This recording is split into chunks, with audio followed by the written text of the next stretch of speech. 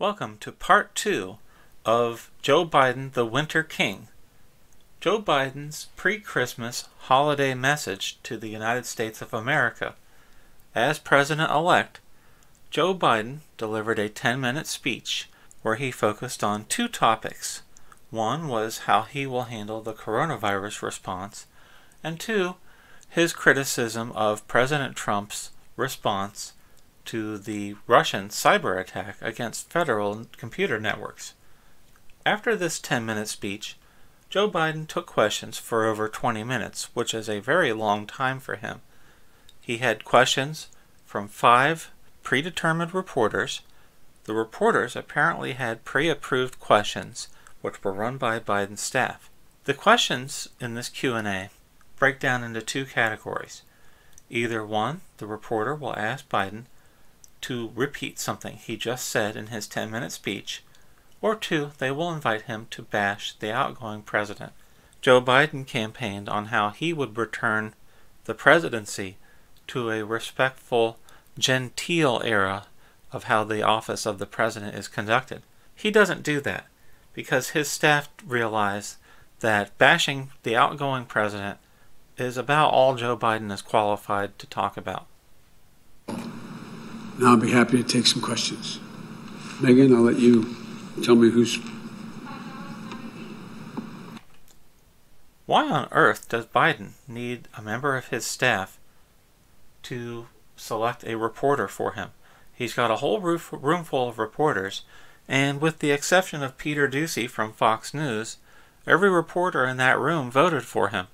He's not going to have any problems with these reporters. Holy cow, look at the size of that speech book. Joe Biden had a 10-minute speech. Why does he have a book? It looks like a manuscript for Gone with the Wind. Why does he need such a massive book? And what on earth is he turning to? It's like something in his head just triggered, where he was told by his staff, we have approved questions from 5 approved reporters who all voted for you. We're going to have the questions already printed for you in this book, along with paragraph responses. Alright, so Joe's ready. He's turned to the pre-approved, pre-written questions in his massive speech book. Remember, this is all for a 10-minute speech he just delivered. Now, to Joe Biden's credit, for the 5 questioners here, I didn't see him glancing at the book for the answers. Maybe he would glance at the book to see who the reporter was, what news agency they worked for, and what the question would be. But whatever paragraphs of responses Joe Biden's staff wrote for him, to his credit, Biden did not stare at the book and read off the responses like it appeared he did at some previous press conferences. Thank you, Mr. President-elect. All 5 reporters had to precisely say, "Thank you, Mr. President-elect." Any reporter that might have said, "Thank you, Vice President Biden," which is his actual title, or any reporter who said, "Thank you, Mr. Biden," they would have been thrown out of that room, probably driven from journalism for the rest of their careers. They'd have to go find a job doing drywall somewhere. So this reporter, along with the next 4 reporters, were instructed by the Biden campaign to say that precise phrase to reinforce that Biden is the legitimate winner of the election. They had to say, "Thank you, Mr. President-elect." No variations, no editorializing, no changes, nothing. Why is this important? Because these reporters would have balked at a similar instruction from the Trump administration. President Obama once referred to this emerging cyber battlefield as the Wild West. Wow, you'd think President Obama and Joe Biden would have solved these problems 4 years ago. Why was this a new cyber attack on these computer systems? President Trump, in commenting on this most recent breach, said the situation was well under control. Clearly, this reporter does not agree with President Trump. So the reporter is prompting Joe with a very soft softball. Would you please criticize President Trump over the Russian cyber attack? Notice also a contrast here. when President Trump would take reporters' questions, the reporter was always out to sell a book or trying to get an anchor position at their news network. So the reporter would state their name and the news agency they work with President Trump. Here, the Biden campaign told these reporters that they would not be allowed to state their names and they would not be allowed to state the news agency they work for. Since these reporters all work for the federal government and the Democratic Party and the deep state establishment, every one of them agreed to this proviso. They said, no problem. We will not say our names and we will not mention the names of our networks because we stand in total united solidarity with the man we voted for, Joe Biden. Given what you just said about this, that it represents a grave risk, do you believe it also represents an act of war, and will you respond in kind if so? The answer is, first of all, it is a grave risk and it continues. I see. Now, Joe Biden spent half of his 10-minute speech talking about the Russian cyber attack, and he made the amazing admission in his speech that he had no facts whatsoever on the Russian cyber attack. His criticism of President Trump came 2 weeks after the New York Times wrote a story, again with anonymous sources, blaming President Trump, saying that Trump was irrational and was hiding and did not have a forceful response to the Russian cyber attack. And the reporters also criticized President Trump, according to their narrative meme, that Trump should have delivered a long, devastating speech outlining our precise response to the Russian cyber attack. Consider for a moment the circle created here by the press. Joe Biden did not create this criticism of President Trump. It was written by staff at the New York Times. The news story was brought to someone on Joe Biden's staff. They summarized the story in 2 to 3 sentences for the president-elect. So 2 weeks after this story came out in the New York Times, Biden presented this criticism as his own. It looks like he's continuing his career of plagiarism. This reporter gently prompts Biden to repeat what he just said in his 10-minute speech. Biden complies, repeats what he said, and the reporter acts like he's just received pearls of wisdom from the wisest man on earth. But this entire narrative and question and answer session was created by the news media. It was an easy softball for Joe Biden to stand on the sidelines and criticize the existing president. No evidence that it's under control. I've seen none. Heard of none. Defense Department won't even brief us on many things. So I know of nothing that suggests it's under control. This president hasn't even identified who's responsible yet. This is a disturbing pattern by Joe Biden. If you go back and look at his criticism of President Trump through the year 2020, there is not a single line of criticism by Joe Biden against President Trump that the news media did not write for him a week or two ahead of time. And you can look at the very first example, I think, was Biden's criticism of President Trump's slow response to the coronavirus. President Trump acted decisively in his State of the Union address when he asked the Democratic Party in February to come together and unite as a nation to combat the coronavirus. Nancy Pelosi tore up his speech, saying it was a pack of lies. At the end of that month, Donald Trump signed an executive order blocking travel from China and Italy. Joe Biden, for the next 2 months, criticized Donald Trump's travel ban as racist and xenophobic. At the end of those 2 months, someone at the New York Times decided Joe Biden needed a helping hand. Citing anonymous sources, the New York Times article claimed that Donald Trump should have acted a month sooner in combating the coronavirus threat and locked down the country a month before anybody even knew it was a threat. Now, the fact that no one to this day came forward as one of those anonymous sources doesn't matter. It was just a room full of New York Times reporters trying to think up the most creative way to help Joe Biden. There never was an anonymous source for the story. It didn't matter. The New York Times handed that article to the Biden team. The Biden campaign summarized it in 2 to 3 sentences for the candidate, and Joe Biden ran with it.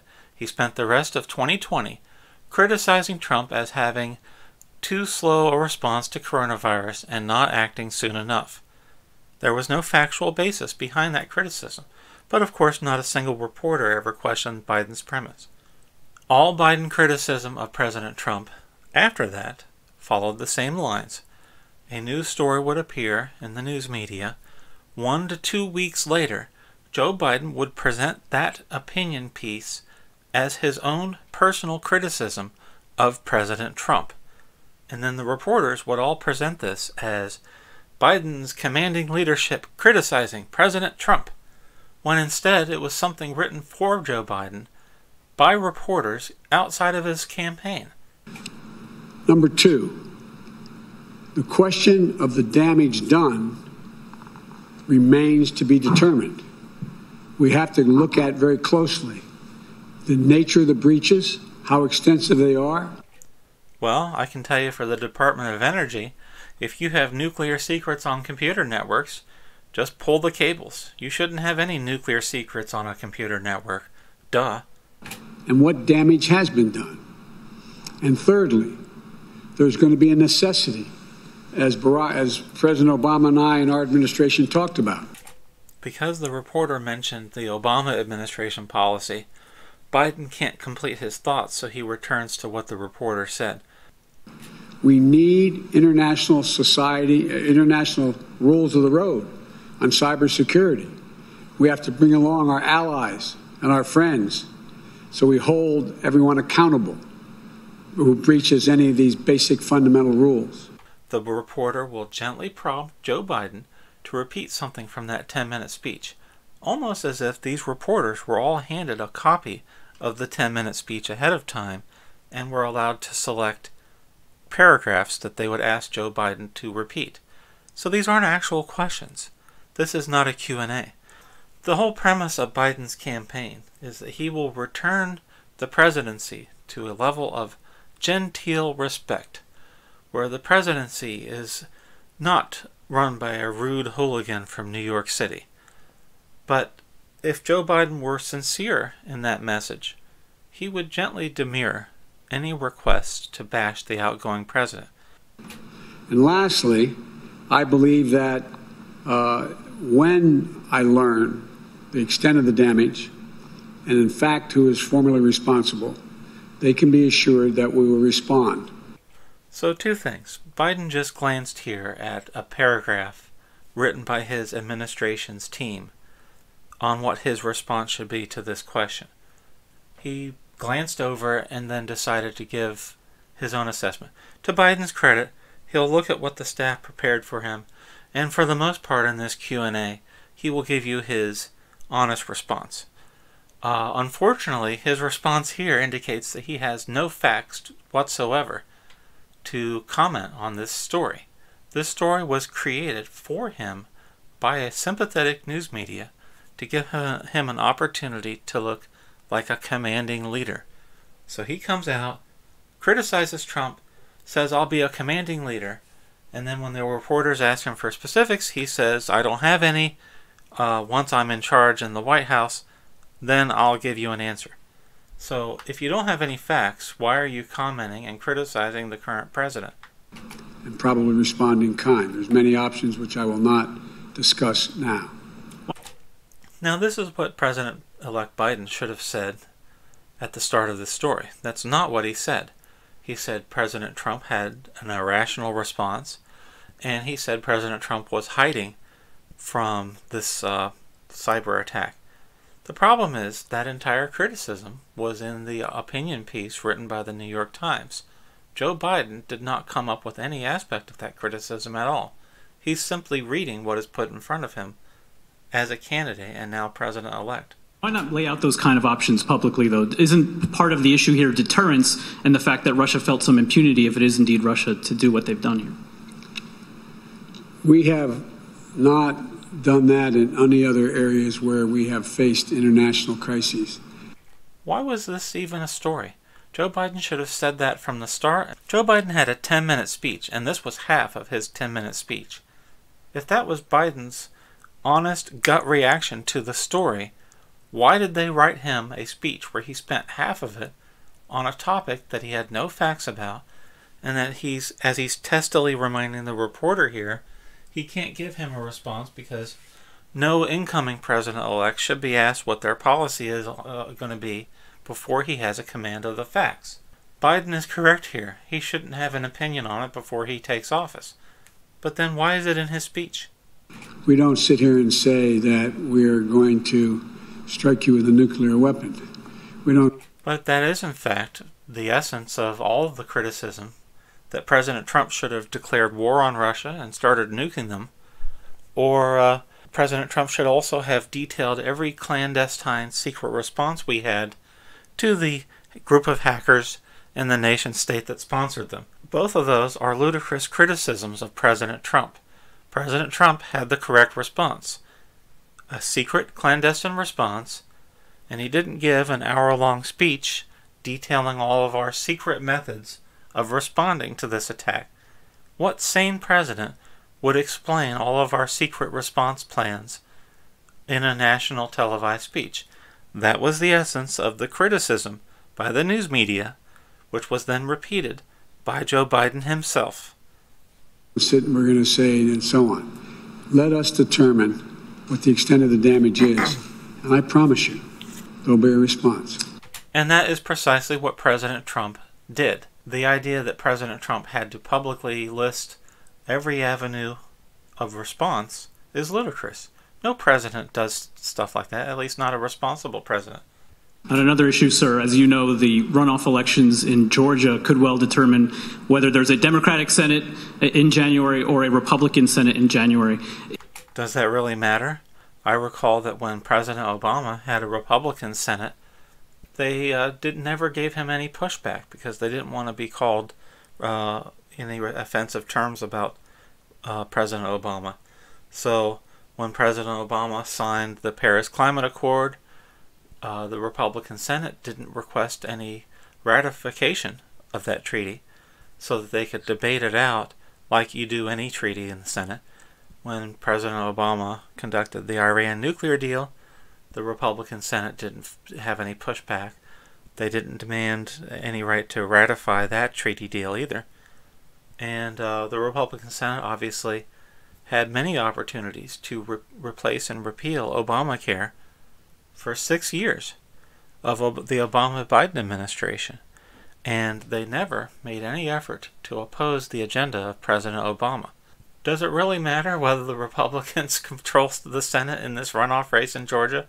I mean, it looks like, based on their track record, they'll give President Biden anything he wants. Are you waiting for the outcome of those two races to make some of the final selections for your cabinet, including the Attorney General, the most significant, outstanding cabinet secretary you're yet to pick? No, not based on the Attorney General. It's just a matter of getting to it and through it and being able to announce them all. They'll all be announced either just before or just after. We're going to make an announcement tomorrow, and we may have another announcement between then and Christmas and New Year's. He should make Hunter Biden the Attorney General of the United States. We're just working through all of the efforts to do due diligence. And lastly, has the issue of the investigation... This grin here is telling. The reporter is launching into a third question of President-elect Biden. 3 questions in, this reporter has asked more questions of Biden than he's had pretty much for the entire 2020 campaign. So you can see Biden wincing here, that he is going far beyond out of his comfort zone, permitting this reporter to ask him 3 questions. So Biden here, he's wincing at the tremendous mental strain of having to answer so many questions. It's so hard. And you have to wonder about the physical and mental fragility of this man. He's getting nothing but softball questions from sympathetic, approved reporters, and it's a tremendous strain on him. Why is this so difficult for Joe Biden? And if it is, why did he think he would be up to the rigors of this job and this office? of your son come up in discussions with your team and with potential candidates about Attorney General? No, I guarantee you I'm going to do what I said. The Attorney General of the United States of America is not the president's lawyer. Now, why would Biden say this? 2 years ago, when Attorney General William Barr was selected by President Trump, the news media narrative was that Barr would act as Donald Trump's personal lawyer. Obviously, the news media never made such a criticism about Attorney General Eric Holder, who described himself as President Obama's wingman, but Attorney General Barr has clearly not acted as President Trump's personal attorney. He did not participate in contesting the 2020 election, and Attorney General Barr did not prosecute Hunter Biden. He left office not serving as President Trump's personal attorney. Some reporter had created the narrative.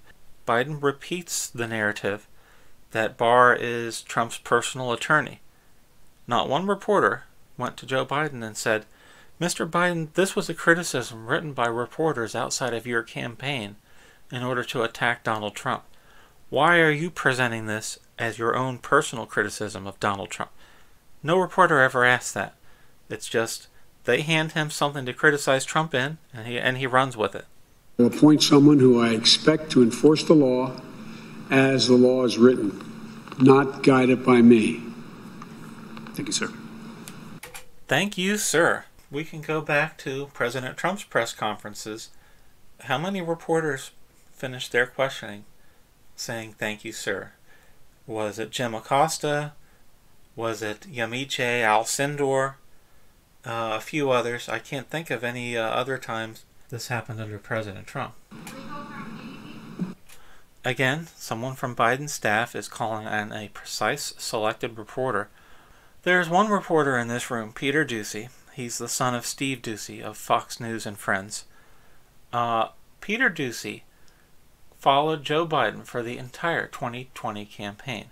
He followed Joe Biden to every primary stop and every stop that he made as the nominee for his party. Joe Biden never granted an interview to Peter Doocy or to Fox News because he views them as his personal enemy. At the same time, in this room, every reporter there besides Peter Doocy, it's a given that they voted for Joe Biden and they supported his candidacy every step of the way.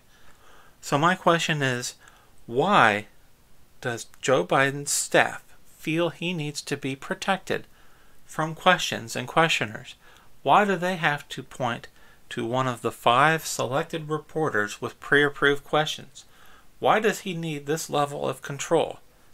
The entire news media has mobilized to be the state-run news media and to work for the Democratic Party and for the Washington, D.C.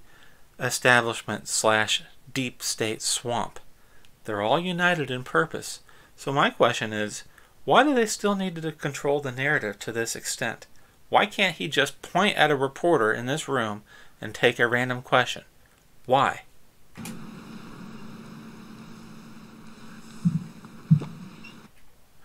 Now, Biden again goes back to his briefing book here. I've seen President Trump get up on the stage many times with a single sheet of paper. Why does Biden need such a massive book to get through a 10-minute speech? Thank you, Mr. President-elect. Again, thank you, Mr. President-elect. No variations permitted. And they also show, interestingly enough, the reporter's reaction to what Joe Biden is saying. So if you saw reporters there is growing asking questions of President Trump, they would interrupt President Trump. They would have expressions of incredulity of President Trump's answers. They would argue with Trump. They would debate with Trump. They would make snide insinuations about Trump and his policies. Here, you get to see a completely different face of reporters as they ask Joe Biden worshipful, adoring, sycophantic questions, almost as if they already work for the press office of the Biden White House, which many of these reporters yearn to be hired for. Concern today about that new variant of COVID-19 sweeping across the UK. Should the United States right now impose a travel ban on flights coming in from the UK? Now you can see Biden is appalled at this question. I think this reporter may have updated her question from the pre-approved list he was glancing at. Joe Biden immediately, as a longtime politician, he senses a trap here. The trap is this. Candidate Joe Biden criticized Donald Trump for his early leadership in travel bans from China and Italy at the outbreak of the coronavirus. Donald Trump warned the nation of the threat of coronavirus, and Joe Biden spent 2 straight months criticizing Trump's travel ban as racist and xenophobic. So you can see from Biden's face here, he's about to be accused of being, along the same lines, racist and xenophobic if he says, yes, there should be a travel ban from the UK. So he has to find some way to wiggle out of this question. This lady may not be allowed to ask Biden any future questions as a journalist. She may be driven from journalism altogether. As you know, there already is one, unrelated to that finding that new strain. Watch her face. Watch her expressions. And the question is whether or not, at the very least, it only allows Americans coming home to be able to come back to the States, citizens. Nodding in acceptance. One of the things I'm waiting to get a response from my COVID team is whether... Now this is interesting here. Why is Joe Biden waiting for a response from his COVID team? I thought he was the candidate with all the answers. He campaigned on the notion that Donald Trump didn't have the answers and that Donald Trump was lying for the entire coronavirus epidemic. Then when you get down to specifics, Joe Biden always tells you that he has to go check with his team of experts. An actual reporter would say, Mr. Vice President, who is your team of experts? Are these the same experts that told you back in March that Trump's travel ban was racist and xenophobic? Have you changed those experts, and if not, why? These are all questions that a impartial press corps would ask a president-elect.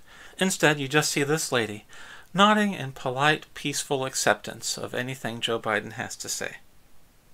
Not we should require testing before they get on an aircraft to fly home, number one.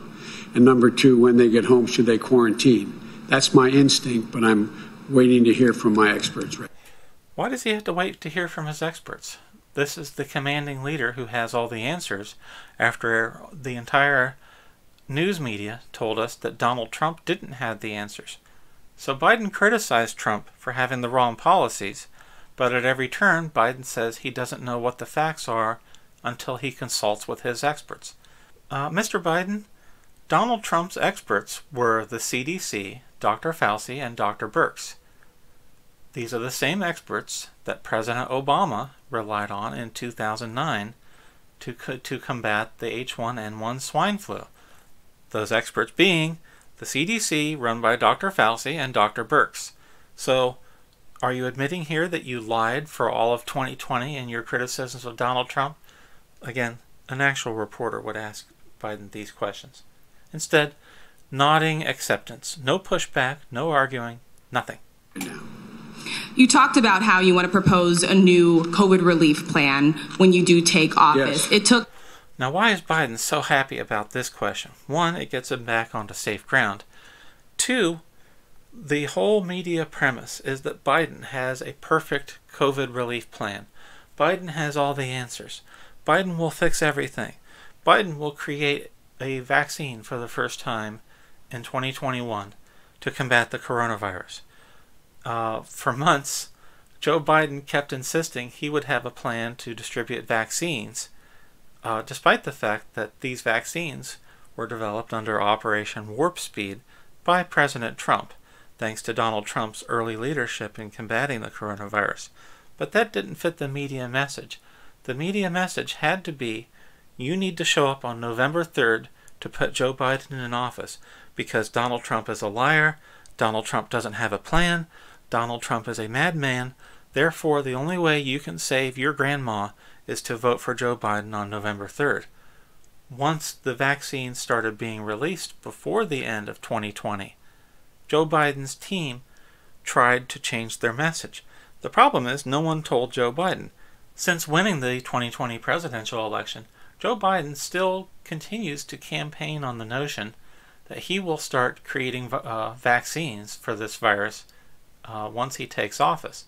So you can perhaps check back in 5 or 10 years, and the news media will have created a new narrative that all the vaccines will be called the Biden vaccines, and that the virus will be called the Trump virus. So Trump virus, Biden vaccines, that will be the eventual Orwellian newspeak and good think 5 or 10 years from now. Watch for it. More than 6 months for Congress to reach this new deal. Americans are suffering at this moment. Biden's nodding there because the media narrative is that Mitch McConnell blocked this for 6 months. But of course, they could have had COVID relief back in September and October. But Nancy Pelosi has stated in repeated interviews that as Speaker of the House, she did not want any coronavirus to reach American citizens before the November 3rd elections. And once the elections had passed, then the COVID relief finally left the House of Representatives. How can you assure Americans that relief will come and come soon? Now, watch Biden's expression change here on a switch. Biden believes that this reporter is attacking him personally, and he responds in kind that this is a personal attack on him, his mission, his capability, his leadership, his agenda, and his competence. And watch his expression change on a dime. I think this is my favorite exchange out of the whole Q&A, because the reporter has this placid expression. She has just delivered yet another wonderful softball to President-elect Biden, and his expression changes on a dime of anger, intense anger. And we've seen this many times during the 2020 campaign. I made another video on Who is Joe Biden, showing his brittle responses to friendly reporters and mostly friendly primary voters from the Democratic Party, where they just ask him simple questions, and he gets brittle and defensive over perfectly ordinary questions. Watch his face change here. You all asked the most interesting questions. Have you ever known anyone in the history of the United States of America I love this side-by-side that could be president and assure exactly what the Congress is going to do? So he just slapped her down. He just mocked the premise of her question. If it's inappropriate to ask what he's going to do, why did he base his whole campaign around having a better plan on coronavirus relief than President Trump? I can't assure anything, but I can tell you what I expect. I fully expect on those critical issues that we're facing, number one. And Biden does this a lot. If he thinks a reporter is going after him personally, when odds are it didn't happen at all this campaign, he'll start jabbing his finger in their face, saying, "How dare you question me? How dare you question my policies? I'm going to stick it to you, yeah." Being able to get all the work we need done and all the funding to be able to get that vaccine in everyone's arm, and that's 300 million people. Biden doesn't know that there are vaccines already being distributed to people from 2020. It's now 2021, and he isn't fully aware that this effort's already taking place without him. But he thinks that it's all going to start when he takes office.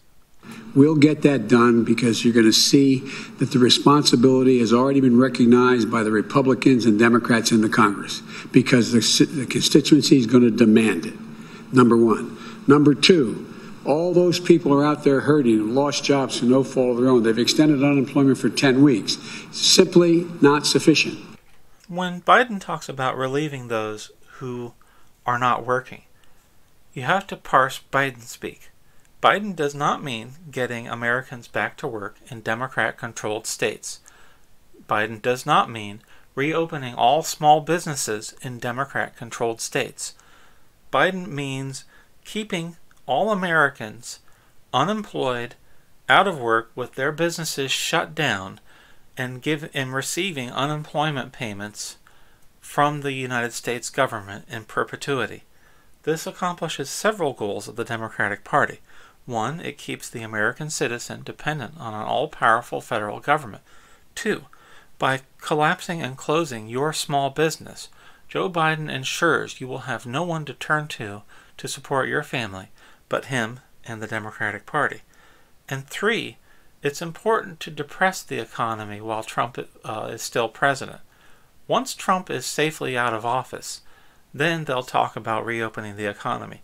But it's difficult for any American to understand why a major political party would want to inflict deliberate economic and mental harm on its citizens as the Democratic Party does in the states run by Democrat mayors and Democrat governors. Why do they have this as their goal? You have to understand that ideology is first with the Democratic Party. Look at a country like Venezuela. If you look at Venezuela, it used to be the most prosperous, richest country in South America. It is now an economic wasteland where people can't even get toilet paper. But to ideologues in the democratic socialist movement, Venezuela is not a failed state. Venezuela is a success story. Venezuela is the model that modern Democrats of the American Democratic Party wish to emulate. In Venezuela, it's true. It's hard to get toilet paper. But if the government of Venezuela is the one that distributes your one roll of toilet paper per month per family, they have total control and total power. That power is secure. The government of Venezuela is not going anywhere. Their control over the political side, the legislature, is absolute. Their control over the military is absolute. And they're not going anywhere. Their ideology won.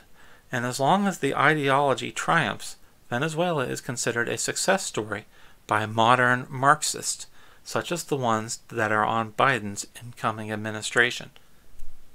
Necessary to get it done, to get through the holidays, but I predict to you we'll get cooperation and get that done. What Biden means is the only way Republicans in Congress can be considered patriotic is if they do exactly what he wants, when he wants. I've been arguing from the very beginning and told how, I love it, it makes me sound so much younger, how naive I am about how the Congress works. I think I've been proven right across the board. The things that are left to deal with, from employment to people needing unemployment insurance, to the ability to have access to health care, the ability to get the treatment for free, etc. All of that is something that the public is not going to stand for us not. So Republicans cannot debate any of this. They must simply rubber stamp anything the Biden administration proposes. Doing. And I think with Donald Trump... Why do I dwell on this? Why do I dwell on Biden repeatedly mentioning in his speech and in this Q&A that Republicans are evil if they don't rubber stamp his agenda in the House of Representatives and the U.S. Senate? The reason is simple, and it goes back to a misconception. Many people think that because Donald Trump is the most evil man alive in the presidency today, that means when he leaves office that he was the problem. Donald Trump was not the problem. Donald Trump was not any problem. He was simply the hate target of the Democratic Socialist left. When Donald Trump leaves office, they will simply reassign the hate target to the next Republican in line. It'll be Mitch McConnell, it'll be Marco Rubio, Rick Scott, Ted Cruz, or someone in the House of Representatives. It doesn't matter. The news media will assign a new hate target, and Joe Biden will give speeches in 2021 detailing how evil the Republican leadership is. And everyone will forget about how we were told Donald Trump was the unique threat to the United States of America for 4 years. Suddenly, the next Republican in Congress will be that unique threat. So everything that you were told about Donald Trump being this crazy madman, unique threat to the country was a deliberate political lie by the Democratic Party and, to a large extent, the news media that actually frames the narratives that they rely on. Not in the way that will also enhance the prospect of things getting done. Will your plan include a new round of stimulus checks to the American people, and if Yes. so, for how much? Now, these are incredibly tough questions. Wow, this reporter is just boring into Joe Biden. She's just digging deep to get to the truth. Wow, I'm just impressed. I sense a possible Pulitzer Prize for this reporter, who's unnamed and unknown. Perhaps a Peabody Award for her news network also. You wonder why she needs this giant legal pad to toss softballs to Joe Biden. All you gotta do is, Mr. President-elect, will you give more checks to the American people and bash Trump? And he'll be like, yes, I'm happy to do so. What do you need a notepad for that for? Well, look, that's a negotiating issue, but it will. Yes, it will. And I think, by the way, Why is that a negotiating issue? Because Joe Biden views the Republicans in Congress as his enemy. Not Russia, not China, not the coronavirus. His only enemy are the remaining Republicans in Congress. we owe Bernie Sanders and his Republican colleagues thanks for getting not all the stimulus we looked for, 1,200, but getting 600 done. So I think you're seeing that there is a clear understanding that these issues go beyond any ideology. People are desperately hurting. Watch her nod in and agreement. The Republicans are hurting as badly as Do you Democrats. remember any reporter there nodding are a few in agreement people, and I'm to not saying President they're Trump? responsible for Ever? any of this. A few people Is are that doing her extremely job? well in that K-shaped recovery.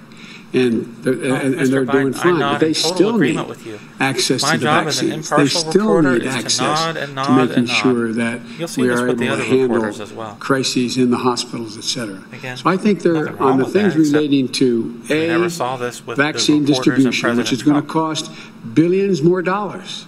It's simply going to cost billions more dollars. We need national standards to lay out to help governors determine how they're going to get that vaccine. So there you go. The Democrat governors that are keeping you from opening your small business, from returning your children to school, or from you returning to your waitressing job or at a factory, those governors are waiting for the massive kickbacks and payoffs from Joe Biden, where they will target the Democrat governors who, for some magical reason, are the worse off from this coronavirus epidemic. They will get the majority of assistance. And isn't it strange that states run by Republican governors and Republican legislatures, those states, their economies are surging along nicely, and we don't have the infection or death rates from coronavirus that the Democrat governors do, despite their severe lockdowns? That would be a question for Joe Biden, but of course it will never be asked.